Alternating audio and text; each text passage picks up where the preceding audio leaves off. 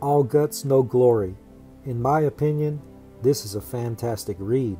You can say that I wandered off the path that I normally walk on with this particular story. Let's just say I stumbled into this fun read by going down a rabbit trail. Ever since Two Moons, it seems that I break further and further away from my four walls of interest. My four walls of interest being comics that I normally would pick up. So I find myself going down rabbit trails that were branched off the path that I was on. I don't remember how I found out about this issue, but when I read issue 1, I found myself interested in the story. The story involves a cleanup crew, and no, I'm not talking about janitors of a school or something. This is a crew that cleans up the mess of an elite team of monster hunters.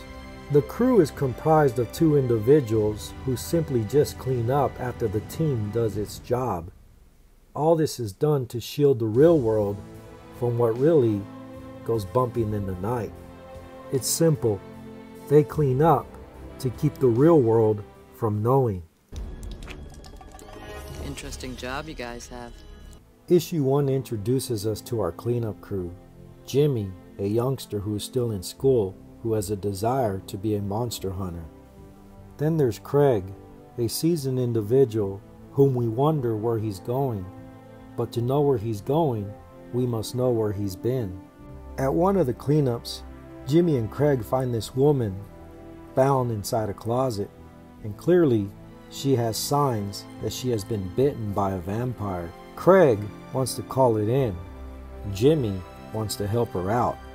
And so they go back and forth, arguing what to do.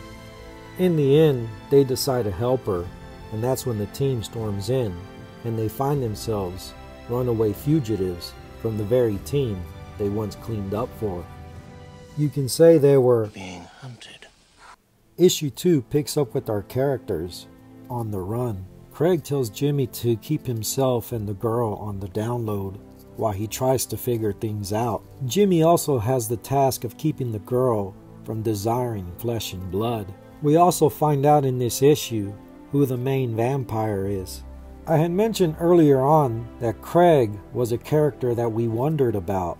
Not to give too much information out, but we learn there's more to Craig when the team tracks him down, calls him out, and Craig embarrasses them. That's just my game. When we get to issue 3, we learn more about this vampire known as Julius. In fact, we find out that there is one above him.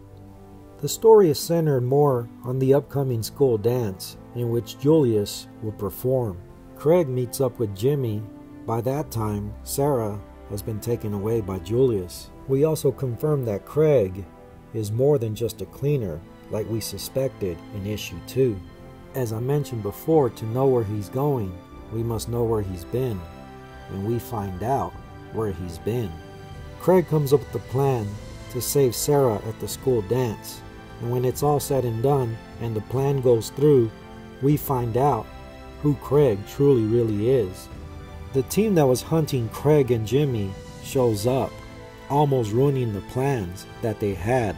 I'm not sure if Craig called it in, but another team of monster hunters shows up to support Craig. I purposely left out a lot of details because if you decide to pick up these issues, I don't want to ruin it for you. I would say that this story will appeal to those who like Men in Black, Blade, and even Underworld. I hope you enjoyed this. Thank you for watching. Give me a like, subscribe, get a hobby, and live life.